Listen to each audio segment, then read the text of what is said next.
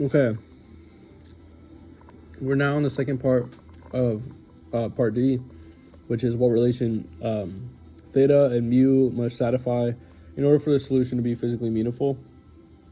So we know that the system, or so when we look at this, right, for this system to be real, we need this number to be greater than 0, because if this number is 0 or less than 0, that is just not possible. So what we're going to set up here is just cosine theta minus mu sine theta is greater than 0. And we're just going to add this mu sine theta. So we're going to get cosine theta is greater than mu sine theta. And when you divide by sine theta over here, you get that. It cancels out, and then you get cotangent theta must be greater than mu. And that is the relation. So basically, mu has to be less than cotangent theta for the system to be physically meaningful. Okay, the next part is part E. Part E asks us to calculate the force required to accelerate at a rate of 0.5 meters per second squared. So the first move here is just to take the formula we found earlier over here and just basically, instead of dividing by m, we'll just keep the m over here and plug in our numbers. So that looks a little something like this: f cosine theta minus mu mg cosine theta plus f sine theta minus mg sine theta is equal to ma. And so when we plug in all of our numbers, we have f cosine 20 minus 0.33 times 9.8 times 2 cosine 20 minus 0.33 f sine 20 minus 9.8 times 2 times sine theta, sine 20, sorry, is equal to MA, which is 0.5 times 2, which is just 1. And so now when you use your calculator, calculate these numbers, we'll have 0.94F minus 33.5 minus 2.21. Sorry. Minus 0.11F minus 2.21 is equal to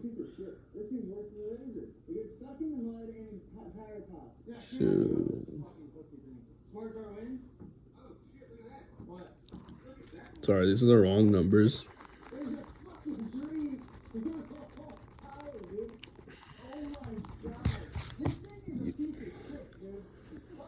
What it should be is 0.94 F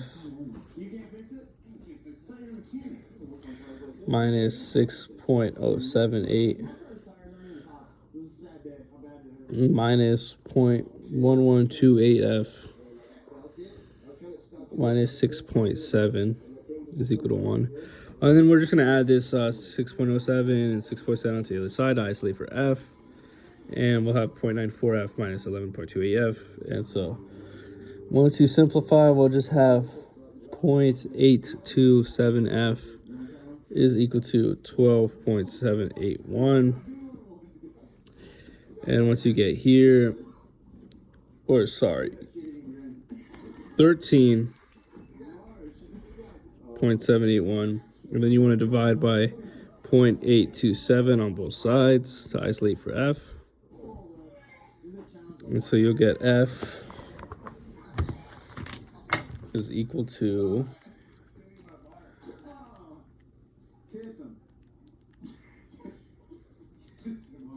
16.67 newtons. And that's for part E. Next is going to be part F. A, B, C, D, E, F. And this has to have an additional second block mass of 4m. Is placed in contact with block M. Derive an expression for F. And we're assuming that it is a motionless system.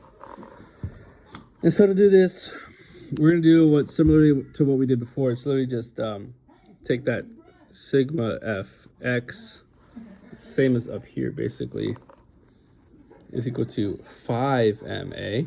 What doesn't matter, this is all 0 because the acceleration is 0 as the system is at rest.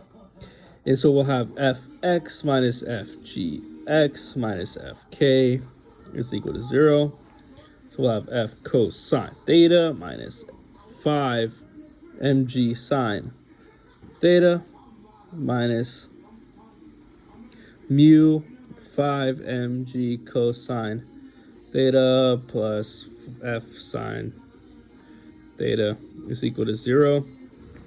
And so we'll just go ahead and add the 5 mg sine theta onto the other side.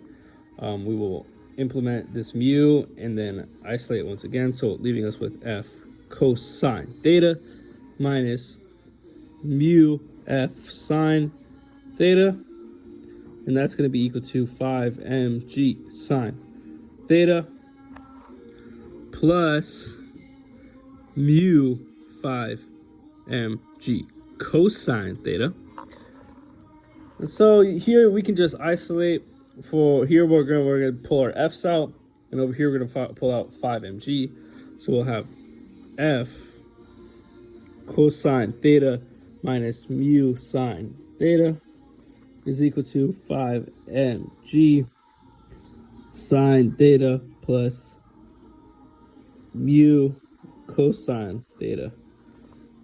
And then we'll just divide by this cosine theta minus mu sine theta, leaving us with f is equal to 5 mg sine theta plus mu cosine theta all over a sexy cosine theta minus mu sine theta. And that would be an expression. And that's it for part F. And so now we're going to move on to part G, which part G is similar to before. It asks us to find F if the acceleration is 0.5 meters per second squared. So we can skip back to what we had before, that this right here. Except for having a 0, we will now have a ma still, or 5 ma. So what we're going to have here is f cosine theta minus 5 mg sine theta minus mu 5 mg cosine theta minus mu f sine theta is equal to 2. Sorry.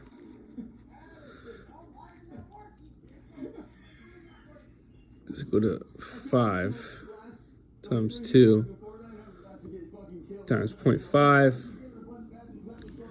which these two cancel out and just leave us with a 5. And then we could just add our 5 mg sine theta and our mu and 5 mg cosine theta onto the other side.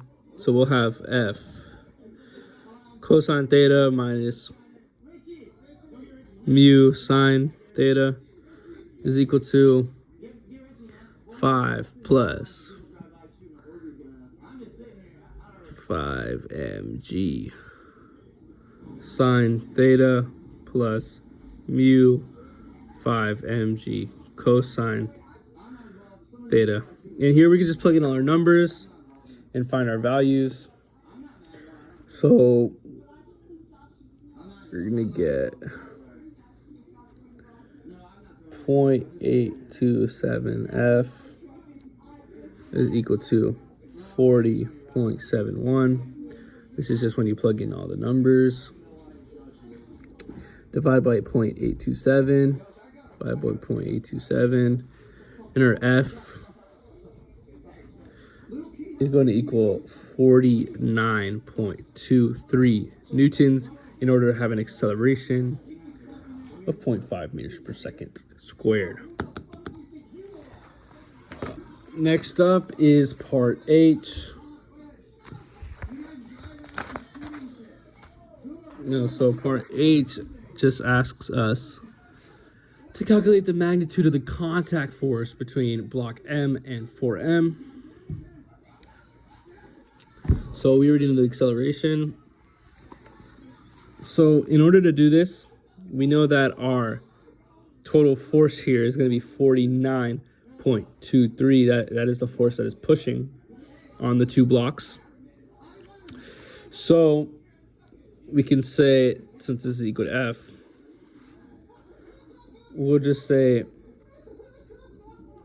ratio-wise, so we could take the mass of the bigger block, 4M, because this is where the contact force is M pushing on 4M. So we could take this contact force over the total force of 5M, and that is equal to 8 over 10, because it's just 4 times 2 and 5 times 2.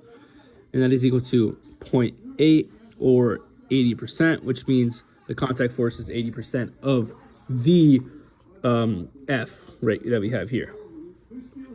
So after multiplying those two things together, we take 49.23 times 0.8, 80% of that, and that will give us 39.38 newtons, or our contact force.